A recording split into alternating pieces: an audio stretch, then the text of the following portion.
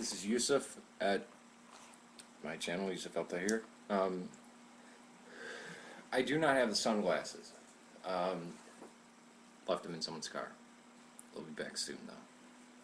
Now, this is, I am doing this is part 7, even though it's coming before part 6. It's coming before the 6th Ecumenical Council, which there's a lot of stuff in there.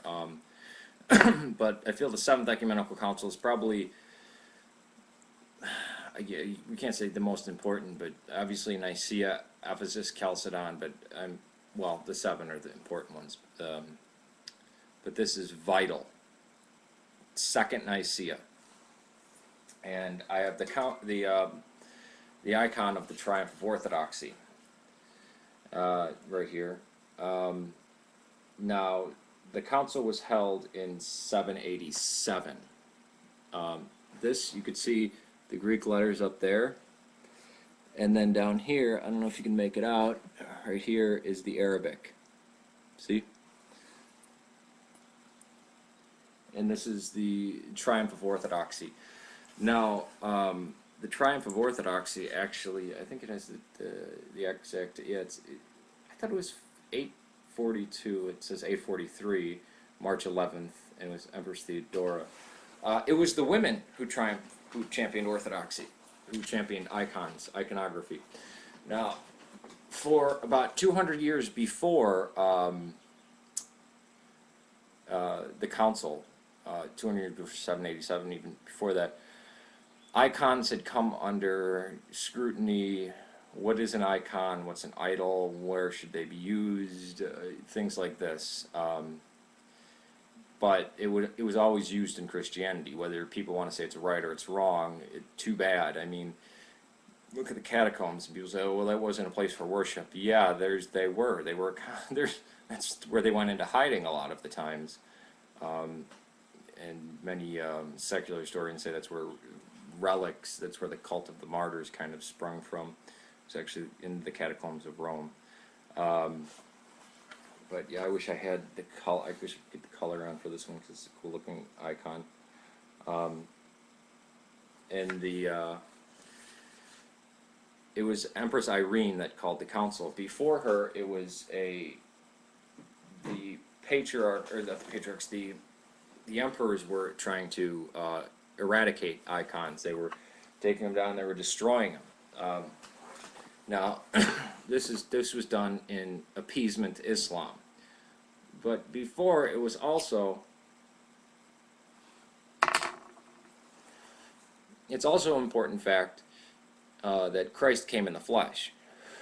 Now, this Nestorianism kind of held on to adoptionism. You could be an adoptionist and a Nestorian, and that was still being fought out. Now, this is the huge difference between the early councils and the councils of the Roman Catholic Church. It's about 200 years of arguing beforehand, and then a council, and then 200 years of arguing and seeing whether that's valid and that playing out. And it's never just overnight. Yeah, I had somebody say that. Oh yeah, well the Oriental Church left right after Chalcedon. No, it didn't. Or the Nestorians left after Ephesus, meaning the Monophysites rejected Chalcedon, or the Orientals rejected Chalcedon. The Nestorians, or the Assyrian Church, I guess they should be called, left after the Council of Ephesus. They didn't agree with it. But there's usually that period of struggling, and said, okay, we need a council to convene for this, which was kind of unique with the Council of Nicea, because Arius just brought up the argument, and then in the span of Orthodoxy, a relatively very short period of time before the council, when the council was called. Now, it's very important, icons, because we see in the Old Testament a ban on images. But then God commands Moses to actually create images that are the altar, that are the mercy seat of God. They're carved and molten images. and then also the crafted serpent. And you weren't allowed to look at, most people weren't allowed to look at the ark, and it was usually kept covered. And this is where the mercy seat of God was. It was between the wings of the cherubim. Now, some may cite a 2nd century Christian source who had never seen, who was 700 years, at least, I think about 900 years away from the last time the ark was in Palestine, that says, oh, they were just spheres, because he didn't like he couldn't square icon, so he just said, no, they were spheres. Spheres have wings. We know what cherubim are. We know what it is. It's basically like a sphinx, almost. Go to the Oriental Institute in Chicago and see one of them. It's body of an animal, wings of an eagle or a vulture, head of a man. They're not Cupid. They're not little baby, you know, when you see cherubs and, you know, Hallmark cards and stuff. So Christ came in the flesh, and these are windows into heaven. And they're done in an exact two-dimensional form. At least they're supposed to be. The Son can be depicted. The Father never can be depicted. Only through symbols can the Holy Spirit be alluded to, like the dove or fire, because those are the only images given. When showing the uncreated light, it is black. It's not white. That's why you'll see black. That's the uncreated light. Transfiguration, usually it's black and then there's dark greens and blues around it. Why is that black? Because it's the uncreated light. It's uncreated, so it can't be depicted in creation. But Christ, the Gnostic misunderstanding of Christ, and many people's misunderstanding of Christ, Christ was 100% man, 100% God. That was the Christ. Now the Son, the Logos, pre-existed from eternity. But Christ began at the virgin birth, began at conception of the virgin birth. And that was the Christ. It was the Logos incarnate is the Christ. And denial that this is a way to affirm that, of depicting him. We can depict him. We've handled him. We felt him. We've seen the nail prints, like the apostles said. I'm not saying we, but the church. But one of the main reasons was this upstart branch of Nestorianism that mixed itself with very primitive Jewish law, with Hinduistic customs around an ancient shrine of Shiva, who started conquering vast swaths of land, and these would become known as the Muslims. It might strike you as strange that there was a 200-year period of this conquest. It wasn't until 200 years after the conquests of Kuthum, now known as Muhammad, Abu Bakr, Hazrat Umar, Uthman, and Ali, that it was 200 years after the death of Muhammad that Muhammad was mentioned, the Quran, or Islam, or Muslims. This is after the conquest, and there were fierce iconoclasts. But there were other iconoclasts in the Christian church. Now this was seen to kind of appease them, of what can we do to appease them, because Christianity, what is called Nasrani, or show up in the Quranic texts, the Quran, so do the Jews.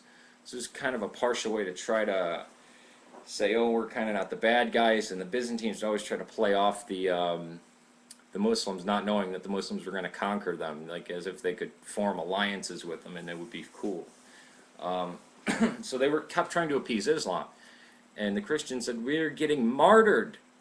Look at Egypt, look at Palestine. This is not cool, man. You can't do it. They come in and you can see in Kosovo, what do they mar the icons, they destroy the churches, they destroy the monasteries. That's fine? No. They trample the cross. No, the cross is a valid image. If you have a cross and you pray towards it, that's iconography. So God commanded the use of images in worship. Commanded. But But pagan idols, crafting something of your own design, no, that's not allowed. This is just recopying. It's done two-dimensionally on wood. We kiss the icon because the veneration, like if you kiss the picture of a loved one, right? If you would venerate the Ark of the Covenant, or would you throw shit at it? I mean, the reverence that you pay to that is you're not paying it to the gold and the wood, the acacia wood of the box. You're paying your respect to that which represents the Lord Almighty. You know, El Elon, Elohim, YHVH, He who is the existing one, Christ. So this is the affirmation of Christ coming in the flesh. And it's also something that has always existed in Christianity. Always. It's funny that even those who don't have the Second Council of Nicea have icons. The Orientals don't have the second. It's not as if this was brought in late. They have icon. Actually, I had an icon in the Nativity. The Coptics make the most beautiful icons, and the Oriental Coptics. I mean, Ethiopia was converted to Christianity very early. And then two Byzantines were stranded in Ethiopia, and you know they found the culmination of that. And then it was kind of severed from Islam. This is where the Prester John comes from, and the severing of the link with the Christian princes of India. But yet in India and Ethiopia that were separated, what do we see? This, and we see the Eucharist at the center, and we see liturgical worship. So iconography is Christian. It's extremely Christian. And it's not idol worship. This is the main thrust. I can go into many other points on the Second Council of Nicea, but this is the main thrust. And it, again, like Nicea, it was pretty much rejected. Irene, you know, after Irene, you had these emperors come along, and it wasn't until 843 when Theodora said, no, this is the faith, and that's triumph of Orthodoxy. So it wasn't overnight. This was a defense, and that's how we need to defend Orthodoxy. I mean, like toll houses can rise up. Oh, well, that's going to be an Orthodoxy, or even if it's taught in Orthodoxy for 200 years, it'll be crushed down because Orthodoxy survives. The Church survives through these things. So that's the Second Council of Nicea. But just it's those who try to cut, and this is the grave part of heresy. Heresy cuts at the root of. I mean, it makes God into a monster. God came and knew His creation. You know, when they said, oh, they knew each other in the biblical sense, you know, meaning sex. God came in and met His creation, 100% God, 100% man. You know, interwoven, like you know, it's. So we can depict them. We can depict the saints, and when we give reverence to the image of the saint, or if we ask the saint to pray for us, it's just like me asking you to pray for me out there, because we know the saints are alive. Christ said that Abraham, Isaac, and Jacob were alive. God is a God of the living. He's a living God. So it's the affirmation of Christ. It's the defense of Christianity, that what was always practiced. And iconoclasm came about of those naysayers against what they thought, oh, no, we got to call Christ the eternal Logos. Christ existed forever, and the body was just this thing, and He didn't really die on the cross, and He's laughing at the man on the cross, and it was the baptism when He, you know, first became God, and blah, blah, blah, and all this kind of stuff. That and the appeasement of Islam. So, go icons. Peace to you. May God save Serbia and Syria. And definitely our brothers in Palestine that are suffering, and those in Egypt, and all Orthodox suffering everywhere, and including all those who suffer. Please pray for them. Especially please pray for those who are recovering from surgery in hospital, and those whose immune systems aren't good. Peace to you.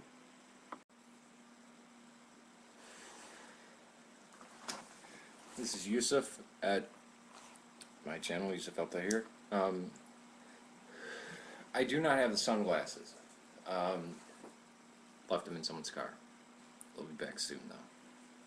Now, this is, I am doing this is part 7, even though it's coming before part 6. It's coming before the 6th Ecumenical.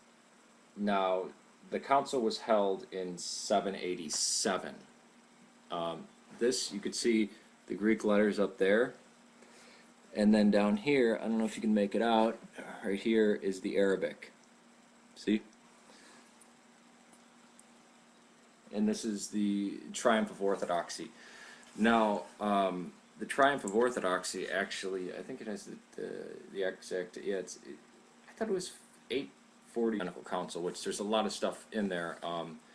But I feel the 7th Ecumenical Council is probably, we can't say the most important, but obviously Nicea, Ephesus, Chalcedon, but well, the 7 are the important ones. But this is vital. 2nd Nicea, and I have the icon of the triumph of Orthodoxy right here. It says 843, March 11th, and it was Empress Theodora. It was the women who championed Orthodoxy, who championed iconography. Now, for about 200 years before the council, 200 years before 787, even before that, icons had come under scrutiny. What is an icon? What's an idol? Where should they be used? Things like this. But it was always used in Christianity. Whether people want to say it's right or it's wrong, too bad. I mean, look at the catacombs, and people say, "Oh, well, that wasn't a place for worship." Yeah, they were. That's where they went into hiding a lot of the times. And many secular historians say that's where relics, that's where the cult of the martyrs kind of sprung from. It's actually in the catacombs of Rome.